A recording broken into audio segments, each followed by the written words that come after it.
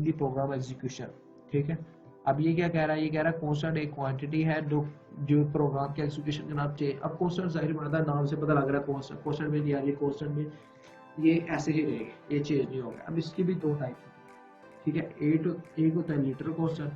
अब literal constant में डाल देते हैं लिटरल कांस्टेंट, और literal constant is a value that is typed directly in the program. Type directly हमको टाइप करें, लाइक इसकी कोई सिंटैक्स देखिए तो इसकी एग्जांपल भी आपको देता हूँ। जैसे डाटा टाइप, ठीक है, वेरिएबल नेम और उसके साथ कुछ वैल्यू। ठीक है, वैल्यू में जैसे देखो वेरिएबल इनिशियलाइजेशन की तरह आप इसको कह सकते हो कि वो कांस्टेंट्स होता है। अब सिंबॉलिक कांस्टेंट में अब आपको ये होगा कि यार लिटरल कांस्टेंट वेरिएबल इनिशियलाइजेशन में क्या फर्क है, तभी इसका लिटरल कांस्टेंट। अब देखो दैन जैसे int age equal to 10, age equal 10 mean मैं 10 ए के लिए फिक्स कर, ठीक है, इसको 10 ही यूज हो। अब एक होता है सिंबॉलिक, लिटरल में लिटरल आपको होता है लिटरल, ये चीज़ लिटरल होती है, ये चीज़ लिटरल न्यूमेरिक होता है, ये होता है ये 10 कांस्टेंट है। ठीक है, अब सिंबॉलिक कांस्टेंट में कोई सिंबल उसको जैसे देखो, ठीक है, एक होता है असिंबॉलिक, इसी असिंबॉलिक कांस्टेंट है ना, इसकी भी दो टाइप्स है। ठीक है, a symbolic constant is a name given to a value that can not be change. ये एक नेम दे देगा वैल्यू को जो हमने चेंज नहीं करना। सिंटैक्स इसका क्या है, कांस्टेंट इसके साथ लगाना है। अगर हमें कोई भी वैल्यू है जिसकी वैल्यू, कोई भी वेरिएबल जिसकी वैल्यू में पूरा प्रोग्राम में चेंज नहीं करनी तो उसके साथ हमें कांस्टेंट लगाना है। एक होता है जो ये कांस्टेंट वाला, ये होता है उसकी तरफ से बिल्ट इन, ये होता है हैश डिफाइंड में यूजर डिफाइंड। ये जैसे कि हैश डिफाइंड मैंने कोई भी वैल्यू बनानी ना, लेट्स सपोज मैंने ए के साथ या एग्जांपल्स आपको दे रहा हूँ एग्जांपल। अगर आपने खुद से डिफाइन करना है तो उसके लिए सिंटैक्स होगा hash define identifier value. Identifier वही आपको बता देगा ये आइडेंटिफायर रिप्रेजेंट करता है किसी भी वैल्यू को, वेरिएबल को, फंक्शन वगैरह आइडेंटिफाई करना है, या तो कोई वेरिएबल फंक्शन वगैरह जो भी हो, और ये वैल्यू आपको पता। इसी को एग्जांपल देखते हैं, एग्जांपल देखते हैं। अगर पहले वाले की देखें कांस्टेंट में सिर्फ हमने क्या लिखा, कांस्टेंट ऐड कर दिया, CONST, ये कीवर्ड है। अब कीवर्ड ये क्या है जी, ये हमारे पास कीवर्ड है। कीवर्ड क्या मतलब, जैसे हमें पीछे पढ़ा था कीवर्ड का कोई ना कोई पर्पस होता है। अब ये क्या करेगा, ये इस वैल्यू का कांस्टेंट कर देगा पूरे प्रोग्राम।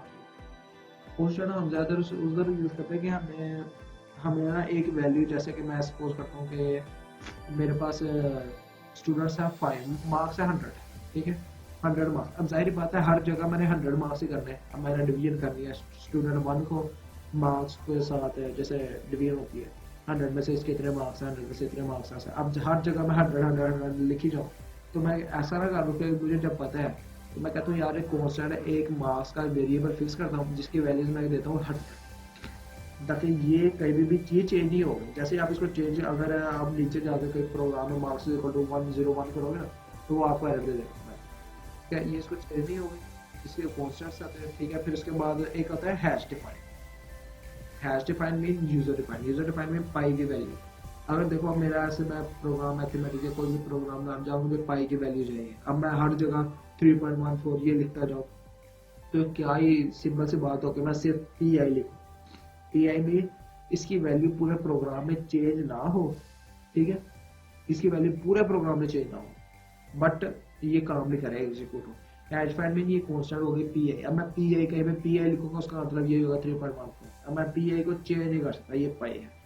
अब इसी तरह एक्सप्रेशंस की बात करते हैं। आप एक्सप्रेशन के कांस्टेंट्स वगैरह आपको पता है कि कांस्टेंट्स क्यों यूज होते हैं, ज्यादातर इसलिए कांस्टेंट यूज होते हैं कि अगर मैंने पूरा प्रोग्राम में कहीं पे भी कोई चेंजिंग ना करनी हो तो कांस्टेंट्स वगैरह यूज करते हैं। ठीक है, अब एक्सप्रेशन या स्टेटमेंट, एक्सप्रेशन वैल्यूज वैसे देख लेते हैं। Statements that evaluates to a value, ठीक है, इट्स कॉल्ड तो statements expression. An expression gives single value, ठीक है, an expression consist of operators and operands. अब ऑपरेटर्स एंड ऑपरेंड्स वो क्या कहता है, वो कहता है इवैल्यूएट्स अ वैल्यू मीन किसी भी वैल्यू को इवैल्यूएट करना, वो कहता है एक्सप्रेशन। एक्सप्रेशन जो सा होगा ना उससे रिजल्ट जो सा आउटपुट मिलेगी वो सिंगल ही आउटपुट होगा।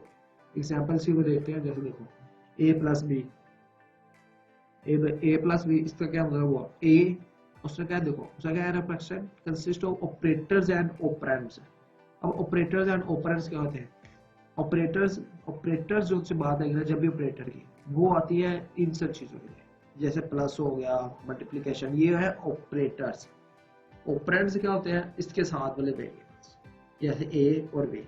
इस एग्जांपल्स में ए और बी ऑपरेंड है, और प्लस क्या है ऑपरेटर। इस एग्जांपल्स में क्या है, आई और जे ऑपरेंड है एंड स्टेरिक जो है ये मल्टीप्लिकेशन ऑफ साइड, ये क्या है ऑपरेटर। अब उसने क्या, ये देखो अब उसने ये बात की N expression gives single value. अब जाहिर बात है हमारे पास दो वैल्यू है, ए के पास भी और बी के पास भी। अब इन दोनों को प्लस करेंगे तो हमारे पास क्या आएगा, एक वैल्यू आएगी। तो उसने ये बता दिया N expression gives single value. इसी तरह यहाँ पर भी दो वैल्यू है, ये भी हमारे पास एक ही वैल्यू देगा।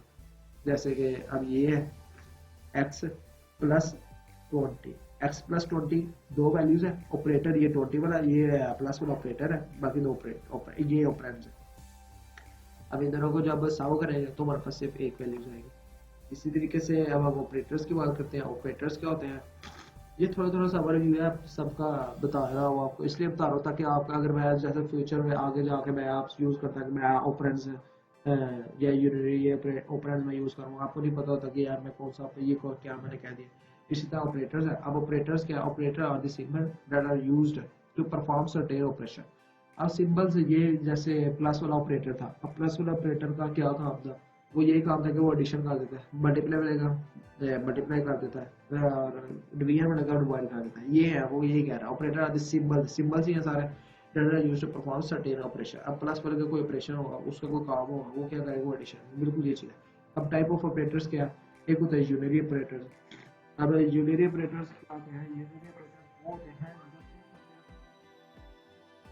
सिंगल ऑपरेंड पे सिंगल ऑपरेंड का मतलब जैसे कि हम कहते हैं ए प्लस प्लस मीन एक वैल्यू इंक्रीमेंट कर दो, ये आ गया single operator. Binary operator two operands के, टू ऑपरेंड मैंने आपको बताया वो जो से वेरिएबल्स के साथ ऑपरेटर के साथ होते हैं, जैसे ए प्लस बी में ए और बी ऑपरेंड्स है। बाइनरी ऑपरेटर्स टू ऑपरेटर्स के साथ काम करता है। अरिथमेटिक ऑपरेटर्स ये क्या होते हैं, ये होते हैं प्लस माइनस मल्टीप्लिकेशन डिवीजन और मैट्रिक्स वगैरह, ये सारे अरिथमेटिक ऑपरेटर्स हैं। लॉजिकल ऑपरेटर आपको पता है एंड, आपने पढ़ा होगा, आपको जानते हो एंड नॉट और गेट वगैरह जो होते हैं ना, और गेट वगैरह साइंस वगैरह, एंड गेट नॉट गेट और गेट वगैरह। इसमें ये होता है एंड नॉट और वो आप आगे पढ़ोगे, आपको बताऊंगा पूरी डिटेल में आपको बताऊंगा। इसी तरह असाइनमेंट ऑपरेटर्स होता है, ये डबल इक्वल साइंस वगैरह कंपाउंड स्ट्रक्चर ये भी होते हैं। ये भी सारे ऑपरेटर्स के नेम है, ये आप आगे आप इनका मैं ओवरव्यू आपको दे रहा हूँ, आगे आप फर्दर में सबको पढ़ोगे, इंक्रीमेंट डिक्रीमेंट ऑपरेटर्स वगैरह होते हैं। सो इसके बाद अब छोटा सा बात है कमेंट्स की बात कर लेते हैं, छोटा सा हमारा टॉपिक है कमेंट्स क्लियर कर लेते हैं।